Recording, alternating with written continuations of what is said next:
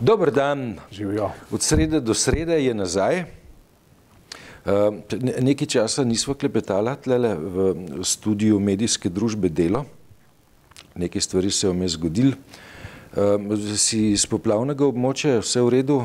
Ja, včeraj je bil soden dan v Bohinju. Soden dan, dobro je. Ste imeli obisk predsednika vlade? Ja, res je. Bil je... Poetska lepota včerajšnjega obiska predsednika vlade v Bohinju. Verjetno po obisku Josipa Broza leta 1977 v Bohinju prvi tak visok državniški obisk, ampak pustva zdaj to.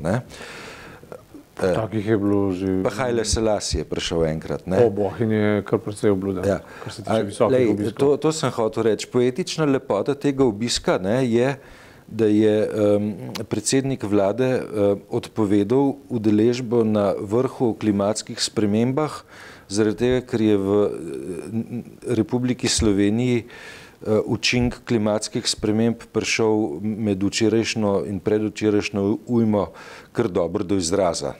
Ja, lepa gesta. Ja, ampak tako, veš... Včeraj je bilo res, bolj se ta pariški, ne vem, vrh, ali kakorkoli bi se temu rekli, boljše ni mogel padati, ker to je šlo čez celo Evropo, ta ozek pas, vetrovan, razlike v zračnem tlaku, to je tam v Bohinju bilo, ne vem, po 180 km na uro, 50 metrov na sekundo, pa tako, to so strehe letele. So lepi rekordi. Ja. Lepi rekordi, nenavadni rekordi, upam, da ne bo to postal vsakoletnik. Mislim, da smo na dobri poti. Ja, in veš, to pa je, ne vem, kad takole človek abstraktno razmišlja, gledano za nazaj, rečeš bože, očitno res ne bo kar že, nekaj se spreminja. In treba bo nekaj narediti in jaz sem opazoval tisto Macronovo gesto, je bila lepa. Američani so izstopili iz tega procesa. Vendar je on potem Američane posebej povabil. Ja, in to znanstvenike. In jih pripravljam tudi financirati. Ja, prišel je tudi najmočnejši Američan avstrijskega porekla Schwarzenegger, ki se je na dogodek pripeljal z biciklom. Bicikl z zelenimi pritiklinami in guvernator, nekdanji kalifornijski, je nosil še zeleno kravato, da bi prav posebej poudaril to zavezo zahodne obale. Zeleno zavezo, ja. Ja, no, čeprav, kolikor vem, ne zahodna, ne vzhodna, ne srednja obala ZDA niso prav zelo... Če prav razumem, mogoče narobe vem, ampak ni Schwarzenegger bil republikanc? Ja. Ja, ne? Ja. Prav to deluje zanimivo, ne? On je bil kalifornijski republikanc. Ja, to je razlika. Kalifornija kot zvezna država je neformalno pristopila k podnebnemu sporazumu. To je pravilno, to je pravilno. In ne vem, ta Macronova gesta je dobra gesta, se mi zdi, no. Očitno bo res treba o tem razmišljati, ker vsak dan, ne vem, mogoče pa, ko bomo kupovali pač naslednje avtomobile, bomo pa res pazili na to, da bodo električni ali pa saj polelektrični, recimo, ne. Jaz resno razmišljam o tem, ko bom menil avto, da ne bi več bil na dizel in tako naprej, ampak dobro. Neka socialna odgovornost. Zadnjič sem gledal en film, v katerem je bil nek učitelj, je svojo ženo reševal iz zapora, ker bi verjel, da je nedolžna in tako naprej. Skratka, so ga lovili kot kriminalca in potem ugotovili, da je vozil Priusa. Ja. So rekli, kakšen kriminalc pa je to, če voz hibrida, polelektričen avto, in pa en kriminalist rekel, da je to kriminalec z socialno odgovornostjo. Aha, dobro, ja. Zdaj smo vsi mali kriminalci za socialno odgovornostjo, ker planet se nam očitno pregreva in v to stanje smo ga sami spravili. Ampak apropo Schwarzenegger pa republikanci, zdaj se je pa, sem prejle prebral, pa Alabami zgodbo čudež. Prvič je republikanc zgubil, v Alabami, in je demokrat na senatorskih volitvah, na nadomestnih senatorskih volitvah, in je zmagal demokrat, in svetovni časopisi pišejo, da je to en velik flop da je to en velik flop za Trumpa, No, mislim, podprl je kandidata, ki je kontroverzen. Ne? Je pa po drugi strani, ne, zaradi teh svojih zdrsov povezanih z odnosom do žensk, na nek način Trumpov klon. Ne? Trumpu se zdaj ravno tako slabo piše, ne, ker ga obtožujejo. Izgleda se je ta občutljivost na vprašanje spolnega nadlegovanja v Ameriki strmo dvignila. Je to v redu ali slabo? Ja, v danih trenutkih je to, mislim, občutljivo, zato je seveda vedno v redu, logično, ne. Ampak Amerika kot Amerika, kam bo to pripeljalo, ne. Zato vedno so neke histerije, ki na koncu koncev veliko sliko zameglijo, konkretno, ne. Pri protitobačni kampanji, ne, so šli v vse možne nerazumne višine, ne, medtem ko recimo, ne, pri uporabi sladkih pijač pa hamburgerjev, ne, pa se kar nič ne zgodi, ne. Skratka, zdi se mi, no, da lobiji še vedno obvladujejo velik kos ameriškega javnega odločanja, ne, tako, za propagande in vsega tega, ne. In danes sem prebral v Guardianu, recimo, apropo propaganda in lobijev, ne, sicer verjetno po krivici, ampak češ, da svetovni lobiji preprečujejo oziroma napotujejo ali pa nagovarjajo Evropsko unijo, ne, da ne bi naredila posebnega trgovinskega aranžmaja z Veliko Britanijo po Brexitu. Ne.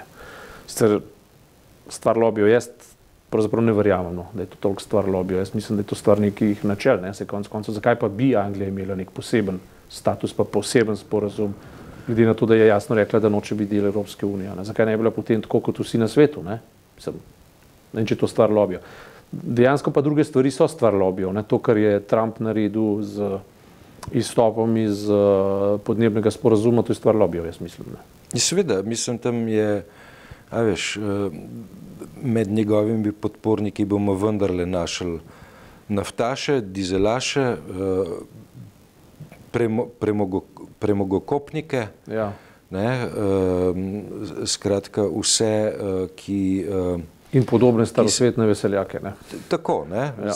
Dobro, ne, v Silicijevi dolini je odstotek njegovih podpornikov relativno najmanjši verjetno, ne, čeprav se tudi najdejo, ne, ampak pač Trump ni človek, tako reči, novih tehnologij. Ne? Je to pogledno zelo vpet v te strukture 20. stoletja. Po drugi strani pa ne vemo čisto dobro, kaj so te zgodbe 21. stoletja z temi nenavadnimi baloni, ki se napihujejo tudi dan danes. Ne? Recimo teh primerov sindroma zamaha metuljevega krila je vedno več. To, kar se je ta teden dogajalo v Sloveniji, posebej pač, mislim, tudi v Bohinju, Jezerskem, v Poljanski dolini, skratka, tam, ker prihaja do efekta Venturijevih cevi, ki se zožijo in se veter pospešuje. To je kaj Venturijeva cev? To je tisto, veš, v vetrovniku, ki se cev zoži in se zato moč in pospešek vetra poveča. In v teh dolinah potem to bolj zabrije. Ampak, veš, tam, ker se recimo nek ocean segreva za, ne vem, pol stopinje, 1 stopinjo, se zdi, da ni nič, ne. Potem, ko se pa enkrat čez kritično mejo pregrema, v celem svetu piha veter, ne. To bo treba, mi smo še kako nekako v povezavi globalni in tako, ne samo internetni, očitno tudi vremenski, ne, očitno tudi klimatski. In ne vem, kako to pravilno definirati, ne vem, kako je to zdaj v sozvočje z nacionalnimi koncepti družbenih modelov in tako naprej, ne vem, ampak mislim pa, da je to treba začeti razmišljati, ne, tudi tako konkretno, ne samo abstraktno. Zdaj, tako, če se vračamo proti domovini, ne, ja.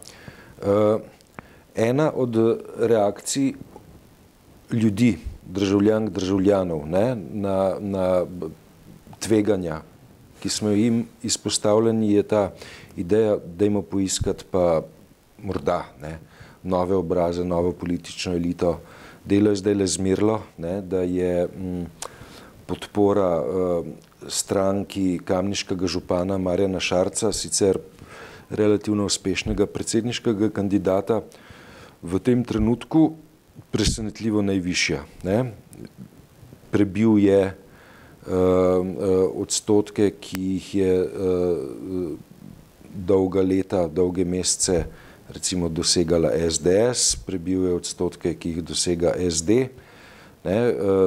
Neka politična formacija, ki kot taka v resnici še ne obstaja, uživa najvišjo podporo javnega mnenja. Ne?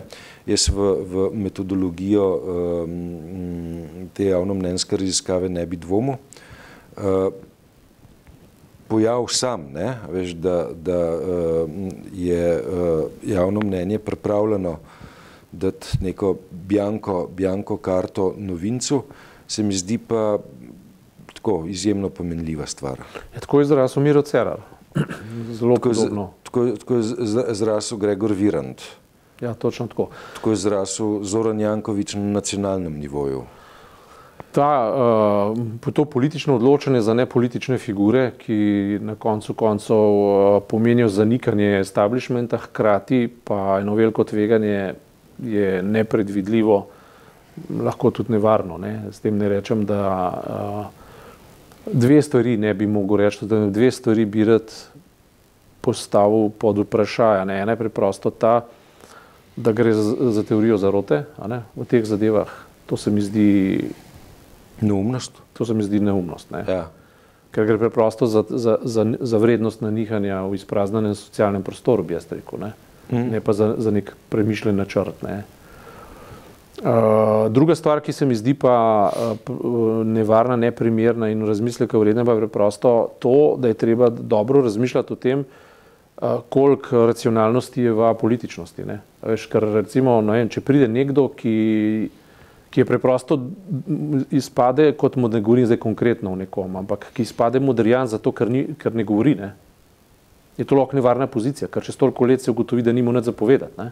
Ja. To ni ravno v redu. Čeprav je pa res, da izbira, ki jo imamo, pa če greva majhno bolj v razčlembo, ne, pa v bistvu pri ljudeh bodi si vzbuja abstinenco, apatijo, abstinenco, bodi si take iracionalne internetne rešitve. Ne. To se pravi, ne vem, ala tiste 5 zvezd ali koliko v Italiji, ali populistične variante in tako naprej. Ne.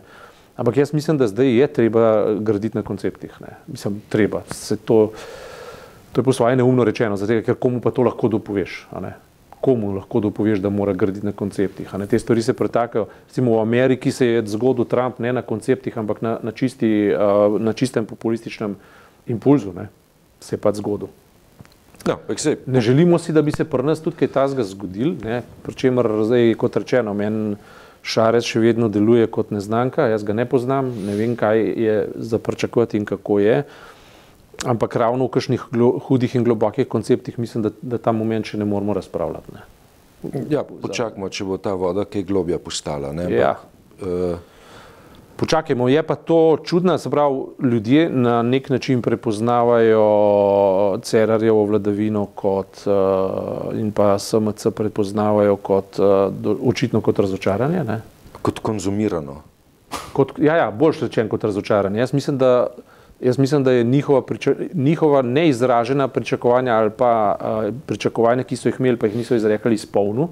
Jaz mislim, da je zagotovil neko logiko preživetja znotraj neoliberalnega okvira. Pustimo, je to dobro, je to slabo, ampak to je zagotovil. Stabilizacija Slovenije, izhod iz krize in umestitev v širši evropski problem je tukaj. Evropa problem pravzaprav ne na enak način. To se pravi, je v nerešenih socioloških schemah, ne? Hkrati gradi na blagostanju, privzema neoliberalizem kot samoumeven in ne ve, kako naprej. To se pravi, v tem nismo mi popolnoma nič drugačni, kot je celotna Evropa. Ta trenutek ima celo Nemčija velike konceptualne težave za sestavljanje velike koalicije, ker socialdemokrati po eni strani nočejo biti več žrtev krščanskih demokratov, po drugi strani bi pa izpraznjen prostor lahko pomenil kolaps velesile. Ne? In zdaj pač razpravljajo o tem, ali bi vstopili v koalicijo programsko, pol ja, pol ne in tako naprej. Ne. Po drugi strani je pa Angela Merkel varno zavetje predvidljivega. Ne? Ja.